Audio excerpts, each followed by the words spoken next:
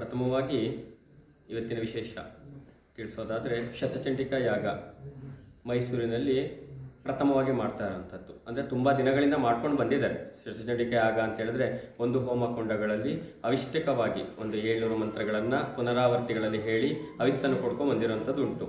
ಇದೇನಾಗಿದೆ ಶತಚಂಡಿಕಾ ಯಾಗ ವಿಶೇಷ ಅಂದರೆ 108 ಏನಿದ್ದಾರೆ ಅದು ಒಂದು 108 ಹೋಮಕುಂಡಗಳಲ್ಲಿ ವಿಶೇಷವಾಗಿ 700 ಮಂತ್ರಗಳನ್ನು ಪುನರಾವರ್ತಿ ಮಾಡಿ ಒಂದು ಅವಿಸ್ತನ್ನು ಕೊಟ್ಟು ಒಂದು ಪೂರ್ಣಾವತಿಯನ್ನು ಕೊಡುವಂಥ ವಿಶೇಷವಾದಂಥ ಭವ್ಯವಾದಂತಹ ಒಂದು ಕಾರ್ಯಕ್ರಮ ಈ ಮೈಸೂರಿನಲ್ಲಿ ನಡೀತಾ ಇದೆ.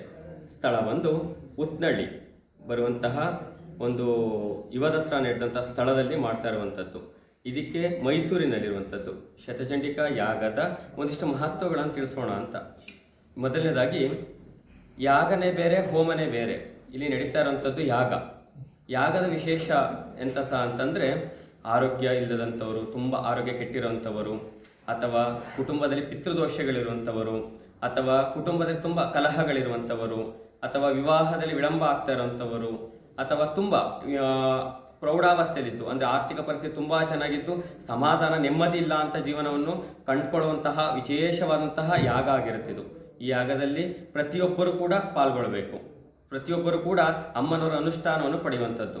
ಏನಂತಕ್ಕೆ ಅಂದರೆ ಇದು ಒಂದು ಶಕ್ತಿಪೀಠ. ನಮ್ಮ ಚಾಮುಂಡಿ ಬೆಟ್ಟದ ಪಕ್ಕ ಜ್ವಾಲಾ ತ್ರಿಪುರ ಸುಂದರಿ ಅಮ್ಮನವರ ಪಕ್ಕದಲ್ಲಿರುವಂತಹ ಮೈದಾನದಲ್ಲಿ ಮಾಡ್ತಾ ಇರುವಂಥದ್ದು. ಶ್ರೀ ಸರ್ವಮಂಗಳ ದೇವಸ್ಥಾನ ಸೇವಾ ಟ್ರಸ್ಟ್ ಅವರ ಒಂದು ಅನುಷ್ಠಾನದಲ್ಲಿ ನಡೀತಾ ಇರುವಂಥದ್ದು ಇದು.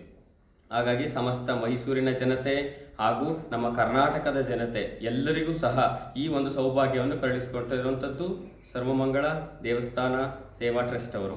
ಹಾಗಾಗಿ ಎಲ್ಲರೂ ಕೂಡ ಈ ಯಾಗದಲ್ಲಿ ತನು ಮನ ಧನ ವಿಶೇಷವಾಗಿ ಹೇಳಿಬಿಡ್ತೀವಿ ನಾವು. ಏನು ಅಂದರೆ ಒಂದು ಪೂರ್ಣಾವತಿಯನ್ನು ಕೊಟ್ಟು ಯಾಗದಲ್ಲಿ ಒಂದು ಅವಿಷ್ಟನ್ನು ಕೊಡ್ತಾ ಇದ್ದೀವಿ. ಈ ಯಾಗದ ವಿಶೇಷ ಅಂದರೆ 13 ಪೂರ್ಣಾವತಿಗಳಾಗತ್ತೆ. ಮತ್ತು ಗುಡಾನದಲ್ಲಿ ಬೆಲ್ಲದನ್ನದಲ್ಲಿ ಯಾಗವನ್ನು ಮಾಡ್ತಾ ಇರೋಂಥದ್ದು.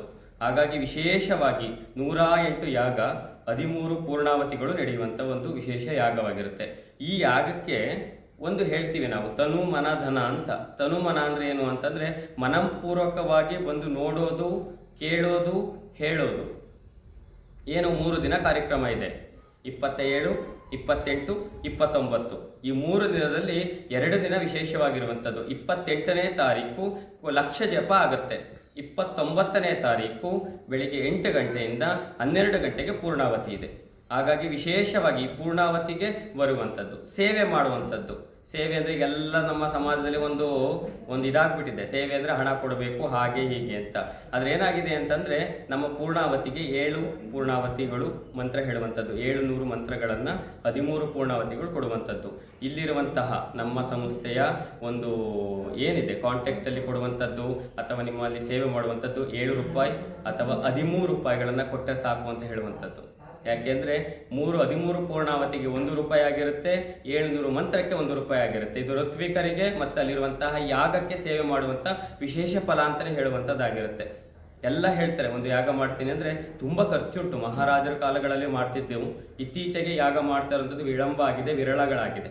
ದಯವಿಟ್ಟು ಈ ಯಾಗದಲ್ಲಿ ಎಲ್ಲರೂ ಕೂಡ ಪಾಲ್ಗೊಳ್ಬೇಕು. ಹೆಚ್ಚಿನ ಸಂಖ್ಯೆಯಲ್ಲಿ ಪಾಲ್ಗೊಳ್ಳಿ.